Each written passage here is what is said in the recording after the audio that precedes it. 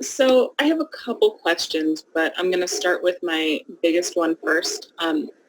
We have been, as a board and administration, sort of lamenting the lack of guidance we felt like we've gotten from Governor Wolf and the state administration throughout this in terms of school reopening.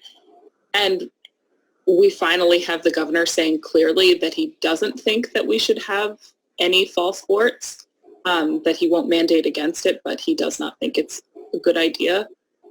I'm just curious why we think now that we've finally gotten guidance from a higher level of government that it's not a guidance that we intend to take. Well, so guidance would be a directive. What the governor has given is his opinion. I don't think that rises to the level of guidance. I think it rises to the level of him being able to have it both ways, quite frankly. We're taking it a step-by-step approach, consulting with our athletic directors and the rest of our league. And at this point, we're comfortable where we are. That doesn't mean if we go forward, you know, the administration might not give a recommendation that says, even though it's allowed, we're recommending that it not happen.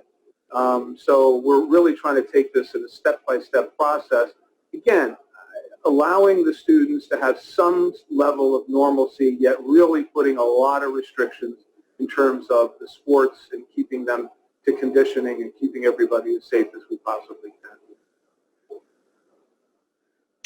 Ms. Kalish, do you want to follow up? You said you had. I'm just wondering why September 8th as opposed to when our October date when we were looking at potentially reviewing opening up, like why that month sooner? I don't particularly see anything changing in the next 2 or 3 weeks. Yeah, I really don't either. That was a recommendation by our athletic directors and high school principals, correct, Megan?